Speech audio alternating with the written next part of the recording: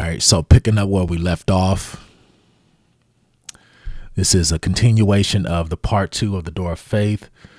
I think that the Bible app was having some issues, some technical difficulties. So I switched over to another Bible app to use for now, and hopefully I can close this one off. I did. I want to pick up this script. So I ended off. I was trying to get a passage out of 1 John, so we'll read that now, and then I'm going to go back to the AI and show you how the difference between the Hellenist and the Hellenes, which the Hellene Israelites, because and that term will be translated as Greek in the New Testament in the English. So this is the book of 1 John chapter 1. Now I spoke about, those who are proclaiming the gospel and saying that they have faith in the Messiah, whose Hebrew name is Yahushai. Most people cling to the name of Jesus Christ, which that's another topic. That's another discussion. We're not going to deal with that right now. But 1 John chapter 3, verse 1, behold, what manner of love the Father hath bestowed upon us, that we should be called the sons of God. Therefore the world heareth us not, because let me start back over. It says, behold, what manner of love hath the Father bestowed upon us, that we should be called the sons of God. Therefore the world knoweth us not, because it knew him not. Beloved, now are we the sons of God, and it doth not appear what we shall be. But we know that when he shall appear, we shall be like him, for we shall see him as he is. And every man that have this hope in himself, this hope in him purifieth himself, even as he is pure. So every man that have this hope in himself purifieth himself. So this hope, which is faith, hope is faith.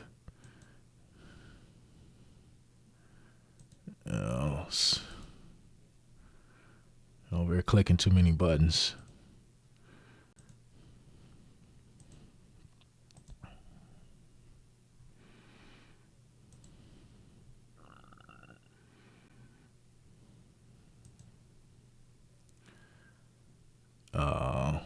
Expectation or confidence.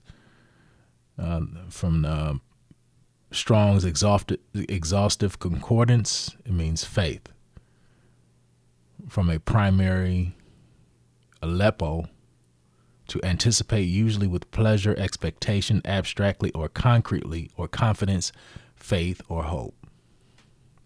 So this is the word. You can translate it here. It says, and every man that have this faith purifieth himself, even as he is pure. So if you're saying that you have faith in him, you trust in this word, and you have given your all, well, you are going to purify yourself. And how do you do that? You wash with the word. To make clean, figuratively, to sanctify ceremonially or morally, purify self from defilement. And that defilement is idol worship. The traditions of men, like Christmas, New Year's, which today is the pagan New Year's, Thanksgiving, all of these pagan traditions that we follow, Easter, none of this is of God, it's of the world. And the Most High does not want the children of Israel celebrating these pagan holidays. So you're supposed to be not of this world. You're in this world, but you're not of this world. So you reject worldly practices, and you keep the Most High's Sabbaths. You keep his feast days. You keep Passover. You keep the Sabbath. You keep the Day of Atonement. You keep the Feast of Booths. Those are the things that you do to honor him.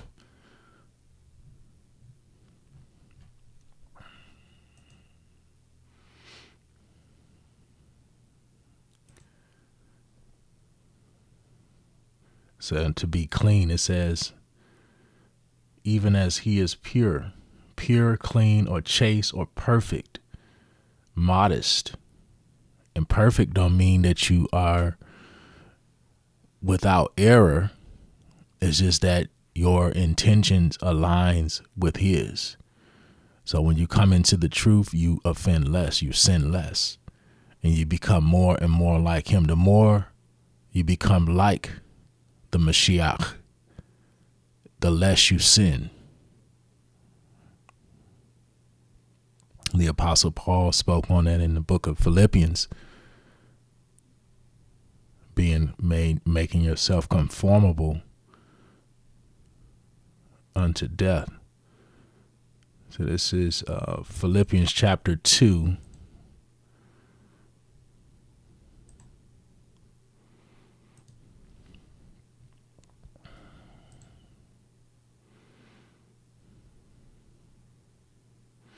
In verse 5, let this mind be in you, which also was in Hamashiach Yahushua, who being in the form of God, thought it not robbery to be equal with God, but made himself of no reputation.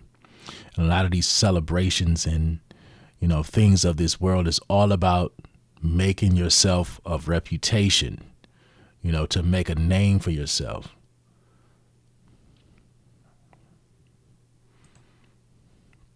Made himself of no reputation, and took upon him the form of a servant, and was made in the likeness of men, and being found fashioned as a man, he humbled himself and became obedient unto death, even the death of the cross. Wherefore God have highly exalted him and given him a name that is above every name, that at the name of Yahushua every knee shall bow, of things in heaven and of things in earth and in things under the earth, and every tongue shall confess that Yahushua Hamashiach is Lord, to the glory of God the Father.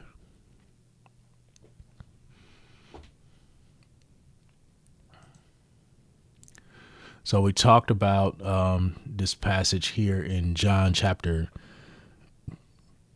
7 about the dispersed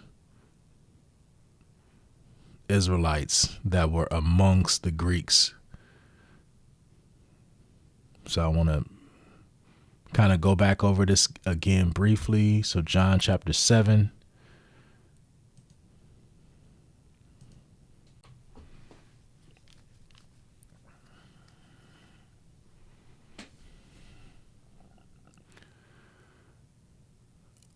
And verse 32, the Pharisees heard that the people murmured such things concerning him, and the Pharisees and the chief priests sent officers to take him. Then said Yahushua unto them, yet a little while I am with you, and then I go unto him that sent me. Ye shall seek me and shall not find me, and where I am, thither ye cannot come. Then said the Jews among themselves, whither will he go, that we shall not find him? Will he go unto the dispersed among the Gentiles and teach the Gentiles? So the dispersed, which we went into that's going into the Israelites. Dispersion, concrete, Israelite resident in Gentile countries, especially the redeemed Israelite living abroad.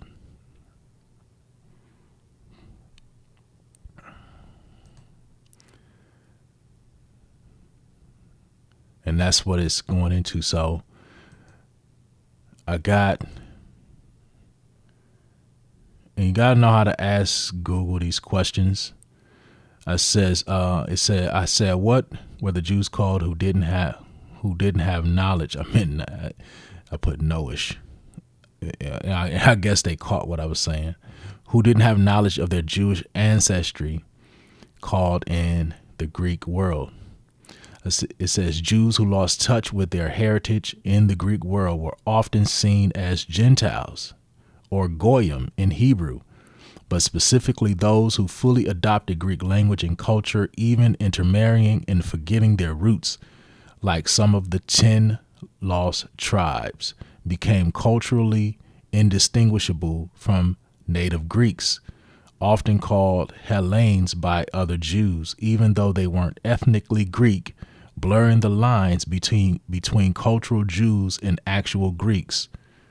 And this is important to understand right here, because when you see certain Greeks, now all of the Greeks, all of the Gentiles are not Israelites in the Bible, but the context kind of tell you who it's talking about. So when you're dealing with redemption, when you're dealing with understanding the gospel and who the gospel is for, you read Romans the 9th chapter. It tells you, the Apostle Paul tells you that the children of the promise are counted for the seed, so, and that seed will come out of Abraham, Isaac, and Jacob, which are the Israelites. It said key terms and concepts: Gentiles, Goyim, ethnos. In a Jewish context, this meant anyone not part of the Israelite nation, including Jews who had assimilated so completely they no longer followed Torah or identified culturally.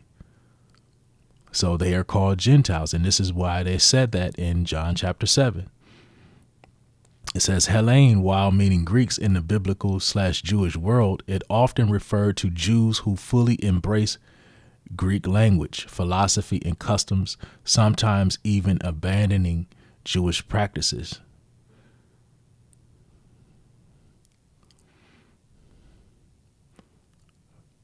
Misyavanim,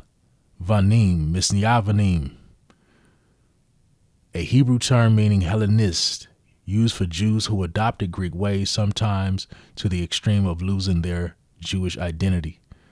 Assimilation. This was a gradual process where dispersed Jewish communities, especially after the Babylonian exile and the rise of the Greek influence, Hellenism, gradually blended into surrounding cultures, losing their distinctiveness over generations. So if they did not know their ancestry, they would likely be considered simply Gentiles or culturally Greeks, Hellenes by both Jews and non-Jews, as they wouldn't outwardly appear or act Jewish.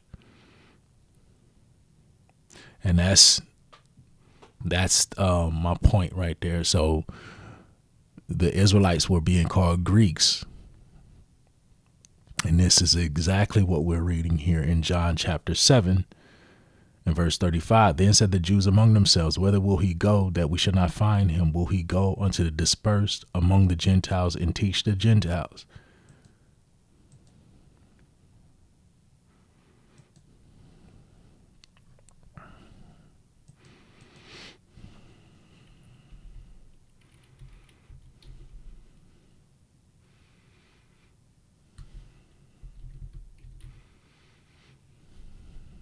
So the book of Hosea chapter 8.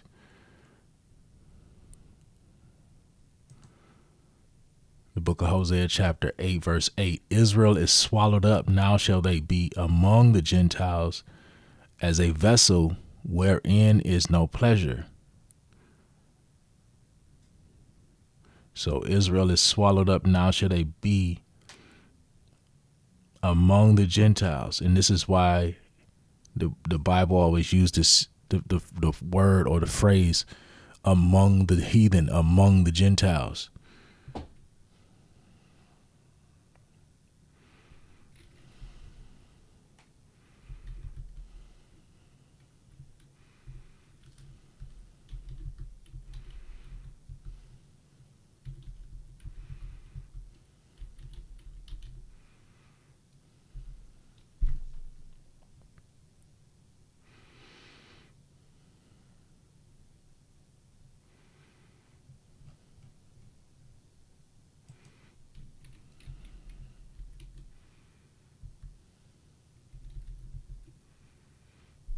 Acts chapter 15.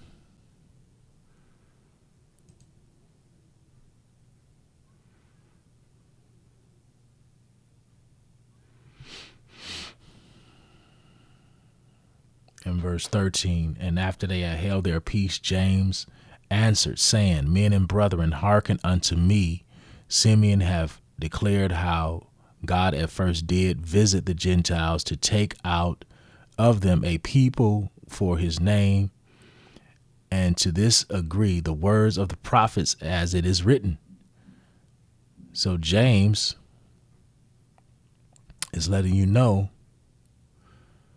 the testimony, this is evident that Israel was going to be among the Gentiles, and they had to be redeemed. Well, James here, he's talking about the Most High taking out the Israelites from among the Gentiles, and this is why he opens up his epistle here in the book of James to the 12 tribes. James chapter 1 verse 1. James, a servant of God and of the Lord Yahushua HaMashiach, to the 12 tribes which are scattered abroad, greetings.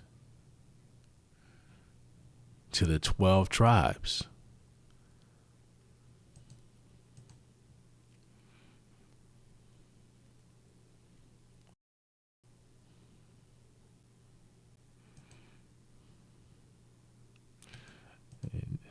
Jeremiah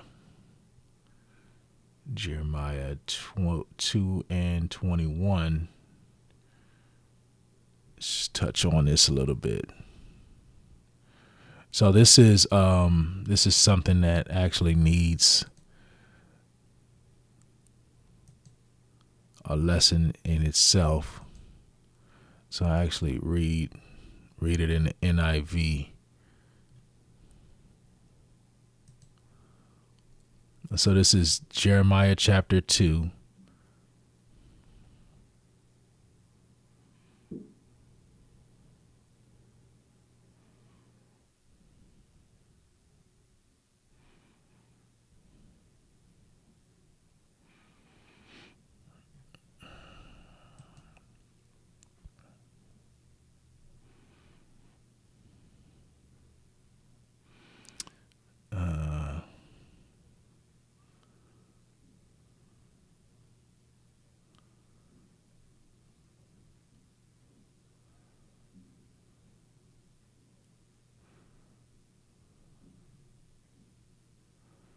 So now the NIV.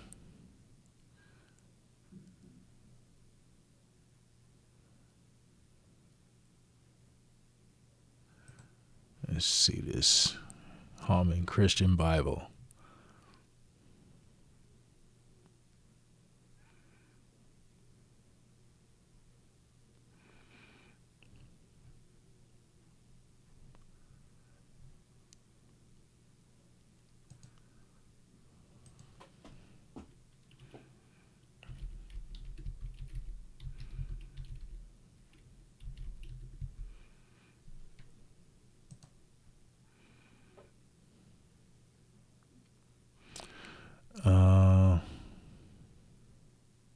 So in the NIV,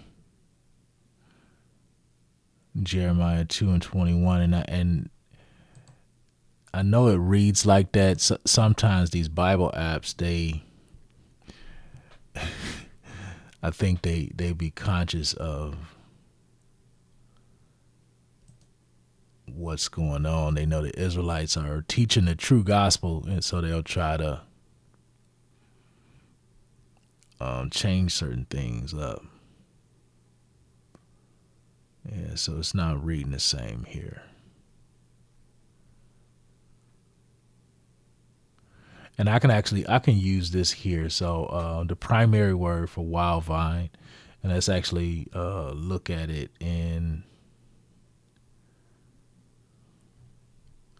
let's look at it in the KJV. And we'll go into the word.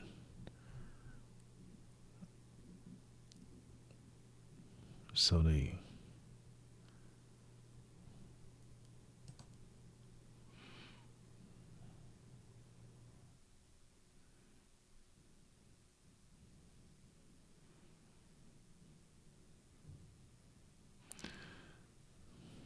and this is going into the wild vine, but the Hebrew word is nokriyah.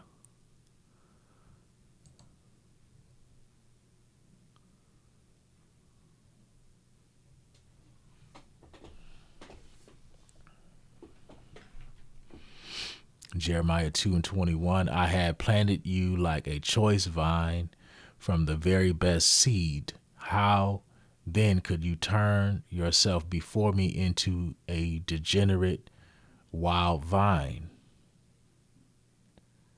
So the degenerate wild vine is the Israelites. And it's the same thing when you go into the book of Romans of the wild olive tree. So Romans 11, most high willing, I'll do a full breakdown on it to go into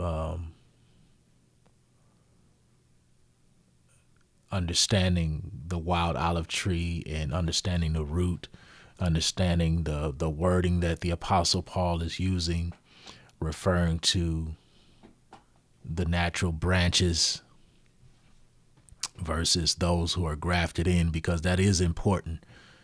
It's important information to that you have to have when you read that. So Romans 11,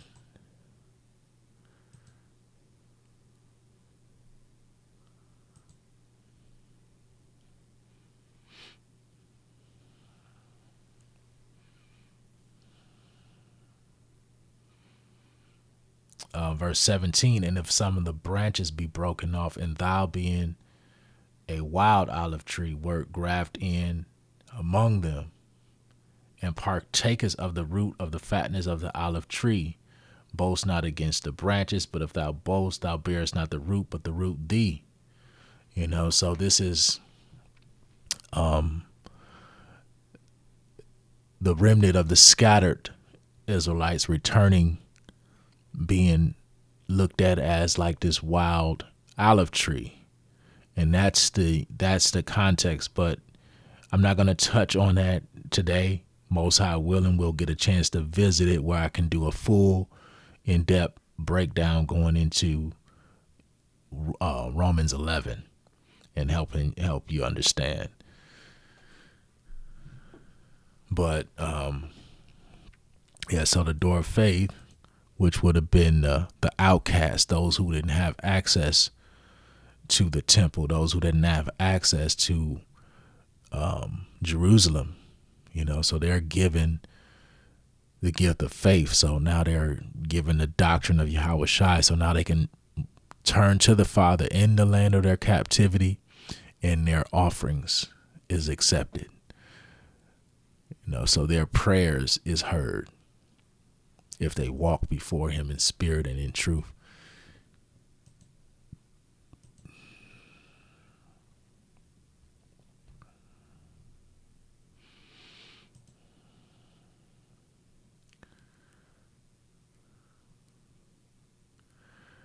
So let's go to the book of Joel, chapter 3.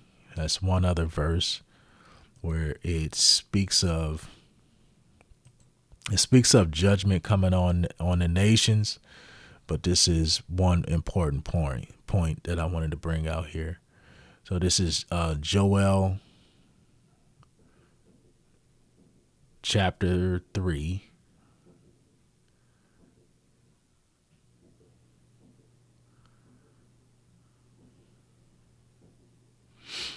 In verse 5, because ye have taken my silver and my gold, and have carried into your temples my goodly and pleasant things. So he's talking about Tyre and Zidon. It says, the children also of Judah and the children of Jerusalem have ye sold unto the Grecians, that ye might remove them far from their border. Behold, I will raise them out of the place whither you have sold them, and I will return your recompense upon your own head. Well, when you go into prophecy, you'll see that this prophecy has not been fulfilled yet. It has not been fulfilled yet, but this is what you see happening when the Apostle Paul is given the mission to go to the Gentiles, and also the Apostle Peter when he had the vision, to go to the Gentiles to preach the gospel. So this is the Most High raising up the children of Israel from those Greek regions, those Greek dominated regions where they were sold into slavery.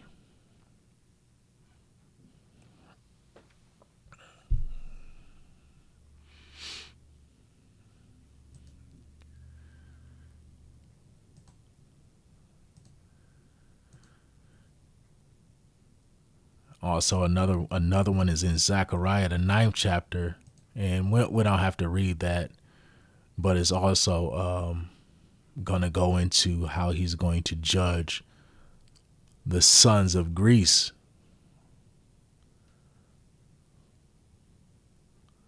So he's going to judge the sons of Greece when you read here in Zechariah, the 9th chapter.